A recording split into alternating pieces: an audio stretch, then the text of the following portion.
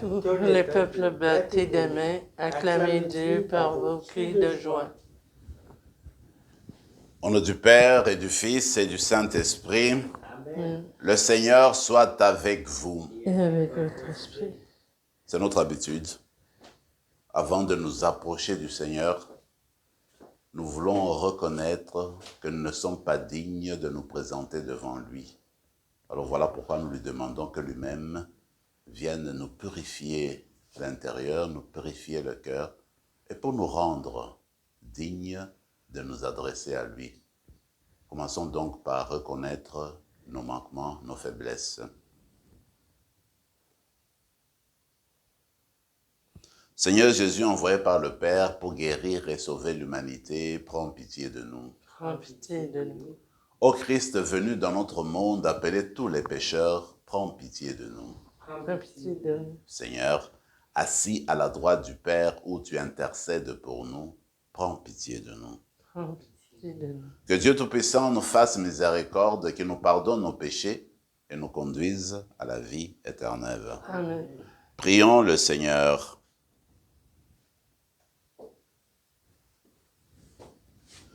Tu as voulu, Seigneur, qu'en recevant ta grâce, nous devenions des fils et des filles de lumière. Ne permets pas que l'erreur nous plonge dans la nuit, mais accorde-nous d'être toujours rayonnants de ta vérité. Par Jésus-Christ, ton Fils, notre Seigneur et notre Dieu, qui règne avec toi et le Saint-Esprit, maintenant et pour les siècles des siècles. Amen.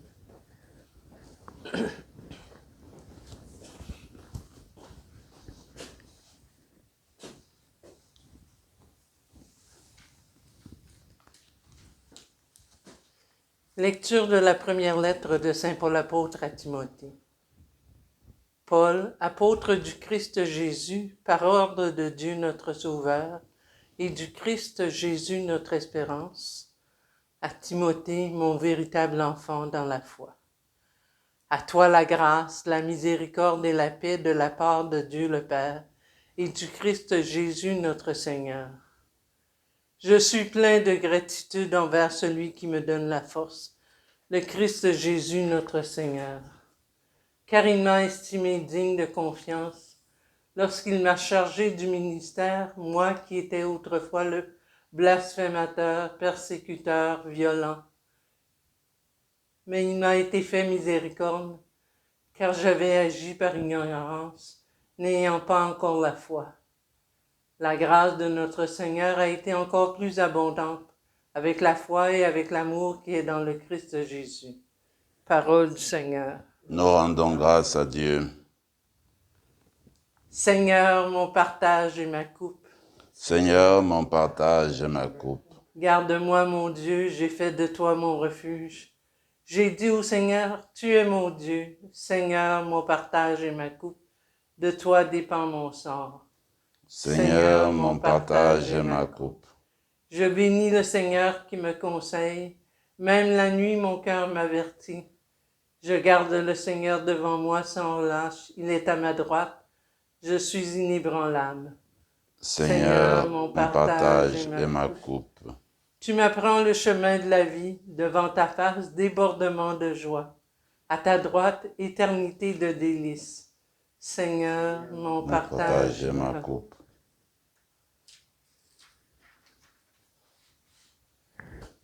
Alléluia, Alléluia, ta parole, Seigneur, est vérité. Dans cette vérité, sanctifie-nous. Alléluia.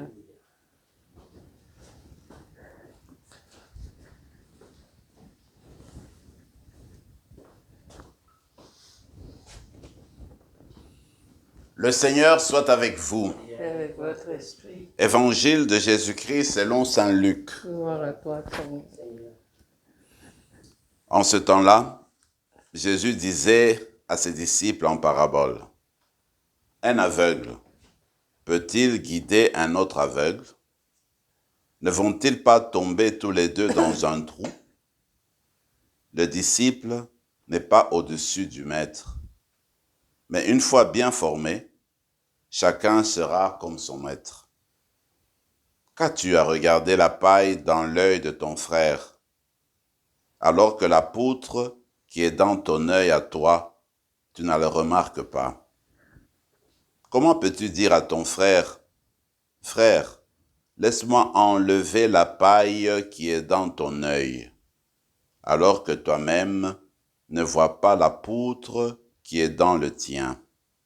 Hypocrite, enlève d'abord la poutre de ton œil, alors tu verras clair pour enlever la paille qui est dans l'œil de ton frère. Acclamons la parole du Seigneur. Louange à toi, Seigneur Jésus.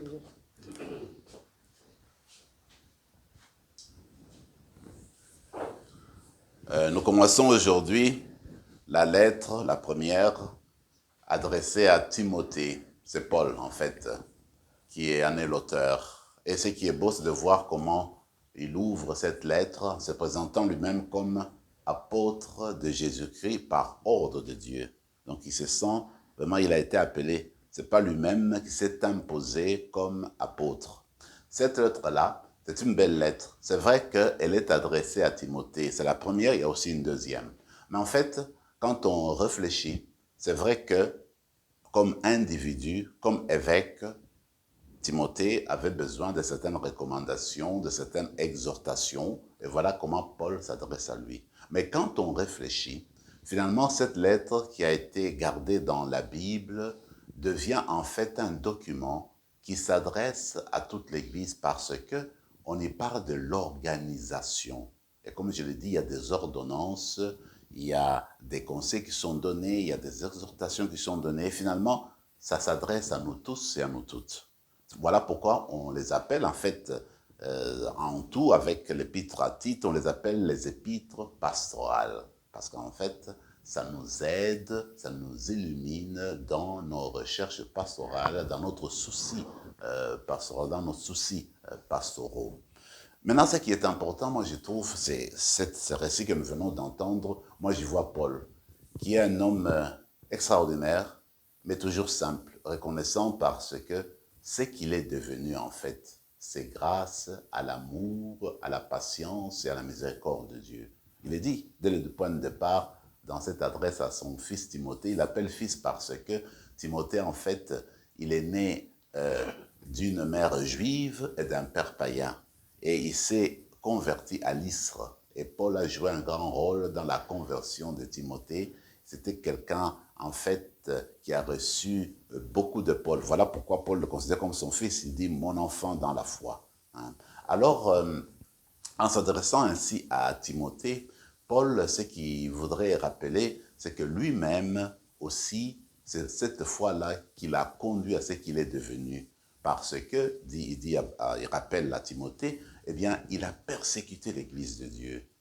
Mais il le faisait sans la conscience, sans le savoir. Il était aveugle, comme on le dira dans l'Évangile. Il était aveugle et il ne savait où aller. Et lui-même, les gens qui le suivaient, peut-être qu'il les amenait aussi dans un trou. C'était la persécution, c'était la mort. Mais le Seigneur, c'est celui qui prend toujours l'initiative. Paul le reconnaît, il est apôtre par ordre de Dieu.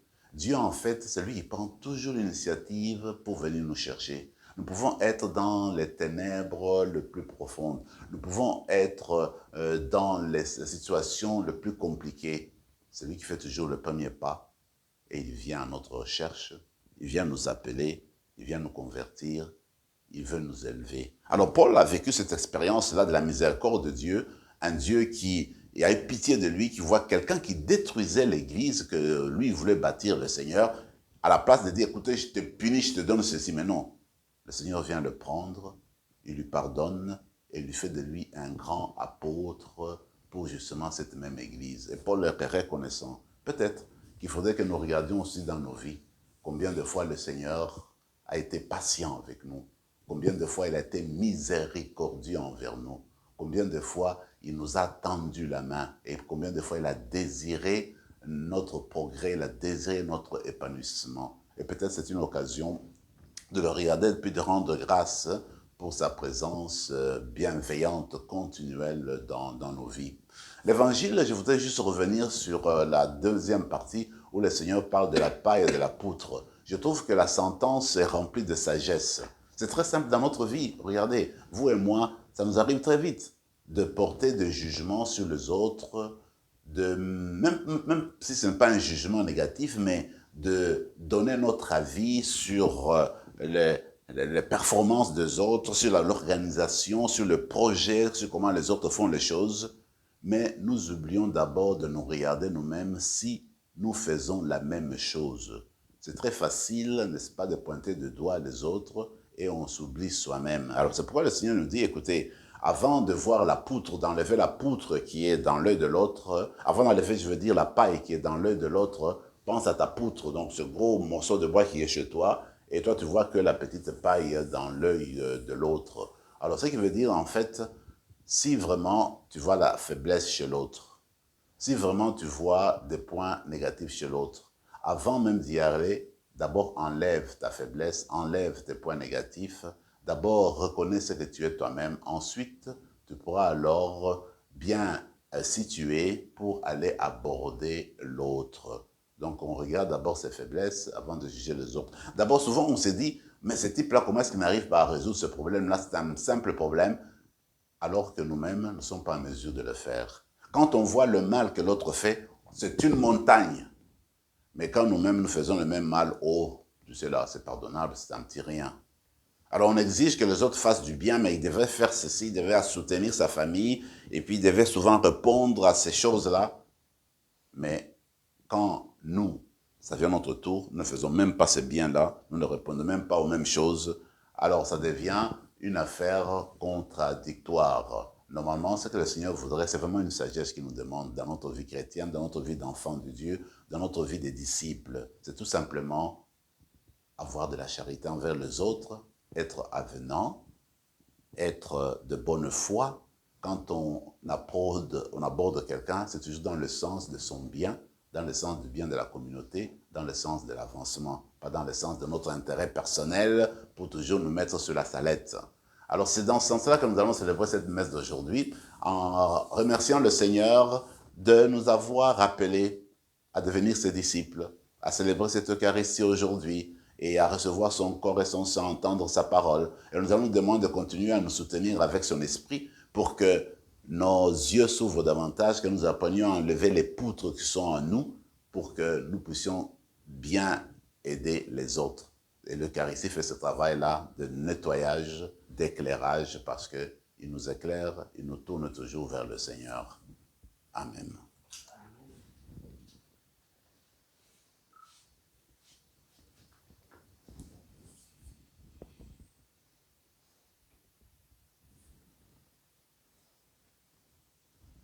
Tu es béni, Seigneur, Dieu de l'univers, toi qui nous donnes ce pain, fruit de la terre et du travail des hommes et des femmes. Nous te le présentons, il deviendra le pain de la vie. Béni soit Dieu maintenant et toujours.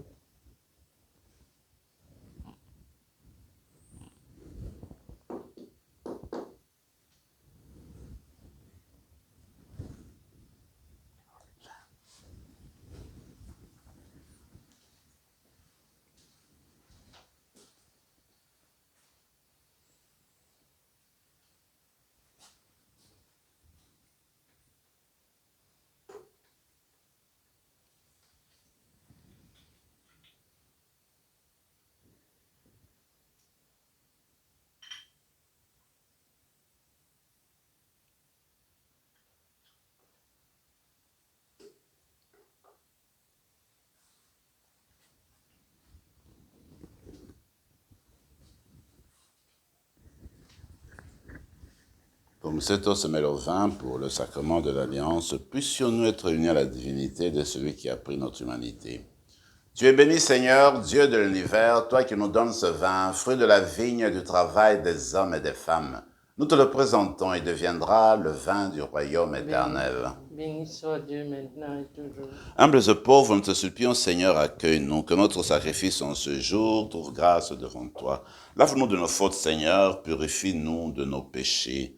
Prions ensemble, mes frères et mes sœurs, au moment d'offrir le sacrifice de toute l'Église. Pour la gloire de Dieu et le salut du monde. Dieu qui agit avec puissance dans tes sacrements, fais que le peuple assemblé pour te servir soit accordé à la sainteté de tes propres dons. par Jésus le Christ notre Seigneur. Amen. Le Seigneur soit avec vous. Et avec votre esprit, Élevons notre cœur. le tournons vers le Seigneur. Rendons grâce au Seigneur notre Dieu. Cela est juste et bon. Vraiment, Père très saint, il est juste et bon de te rendre grâce, toujours et en tout lieu, par ton Fils bien-aimé Jésus-Christ, car il est ta parole vivante par qui tu as créé toutes choses. C'est lui que tu nous as envoyé comme Rédempteur et Sauveur, Dieu fait homme, conçu de l'Esprit Saint, né de la Vierge Marie. Pour accomplir jusqu'au bout ta volonté et rassembler du milieu des humains un peuple saint qui t'appartienne, il étendit les mains à l'heure de sa passion, afin que soit brisée la mort et que sa résurrection soit manifestée. C'est pourquoi, avec les anges et tous les saints, nous proclamons ta gloire en disant d'une seule voix. Saint, Saint, Saint, le Seigneur Dieu de l'univers, le ciel et la terre sont remplis de ta gloire. Hosanna au plus haut des cieux. Béni soit celui qui vient au nom du Seigneur. Hosanna au plus haut des cieux. Toi qui es vraiment saint, toi qui es la source de toute sainteté, Seigneur, nous te prions. Sanctifie ces offrandes en répandant sur elles ton esprit, qu'elles deviennent pour nous le corps et le sang de Jésus le Christ notre Seigneur. Au moment d'être livré et d'entrer librement dans sa passion, il prit le pain.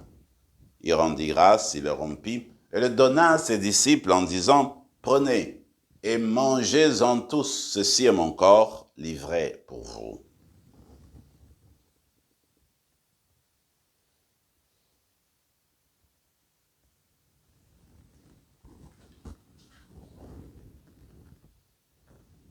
De même, à la fin du repas, il prit la coupe.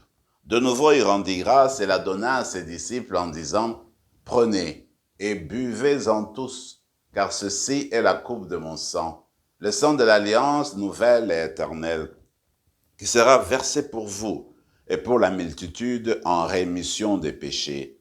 Vous ferez cela en mémoire de moi. »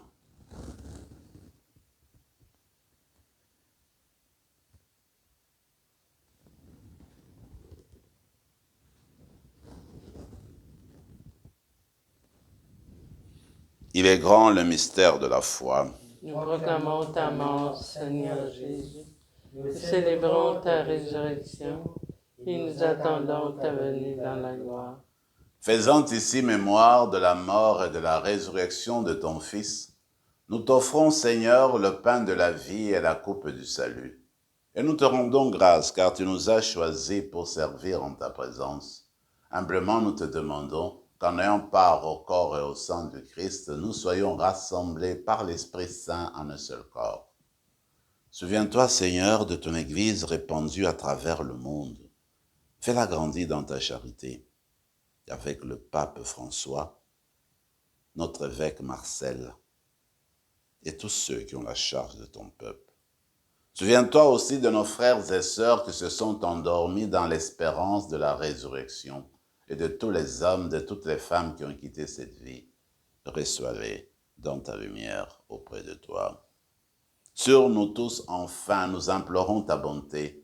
Permets qu'avec la Vierge Marie, la bienheureuse Mère de Dieu, avec Saint Joseph, son époux, avec les apôtres, Saint Rémy et les saints de tous les temps qui ont vécu dans ton amitié, nous ayons part à la vie éternelle et que nous chantions ta louange par Jésus-Christ, ton Fils bien-aimé. Par lui, avec lui et en lui, à toi, Dieu le Père Tout-Puissant, dans l'unité du Saint-Esprit, tout honneur et toute gloire pour les siècles des siècles. Amen. Unis dans le même esprit, nous pouvons dire avec confiance la prière que nous avons reçue du Sauveur. Notre Père qui es aux cieux, que ton nom soit sanctifié, que ton règne vienne, que ta volonté soit faite sur la terre comme au ciel. Donne-nous aujourd'hui notre pain de ce jour. Pardonne nos offenses comme nous pardonnons aussi à ceux qui nous ont offensés. Et ne nous laisse pas entrer en tentation, mais délivre-nous. Délivre-nous de tout mal, Seigneur, et donne la paix à notre temps. Par ta miséricorde, libère-nous du péché. Rassure-nous devant les épreuves en cette vie où nous espérons le bonheur que tu promets et l'avènement de Jésus-Christ, notre Sauveur. Car c'est à toi qu'appartiennent le règne, la puissance et la gloire pour les siècles des siècles. Seigneur Jésus-Christ, tu as dit à tes apôtres, je vous laisse la paix, je vous donne ma paix. Ne regarde pas nos péchés, mais la foi de ton Église. Pour que ta volonté s'accomplisse, donne-lui toujours cette paix et conduis-la vers l'unité parfaite, toi qui règnes pour les siècles des siècles. Amen. Que la paix du Seigneur soit toujours avec vous. Et avec votre esprit, Agneau de Dieu, qui enlève le péché du le monde, corps de Saint Jésus-Christ, réunis en cette coupe, Agneau de Dieu qui enlève le péché la vie du monde, éternelle. prends pitié de nous. Agneau de Dieu qui enlève le péché du monde, donne-nous la paix. Seigneur Jésus-Christ, que cette communion à ton corps et à ton sang n'entraîne pour nous ni jugement ni condamnation, mais qu'elle soutienne notre esprit et notre corps et nous donne la guérison. Heureux les invités au repas du Seigneur, voici l'agneau de Dieu qui enlève le péché du monde. Seigneur, je ne suis pas digne de te recevoir, mais dis seulement une parole et je serai guéri. Que le corps et le sang du Christ nous gardent pour la vie éternelle. Amen.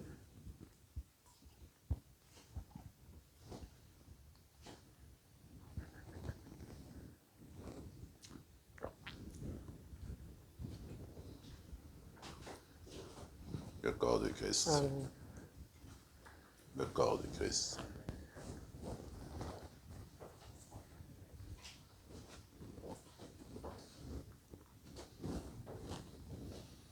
Après avoir reçu le Seigneur, physiquement et même spirituellement, nous allons maintenant garder quelques instants de silence pour lui demander de nous transformer de l'intérieur.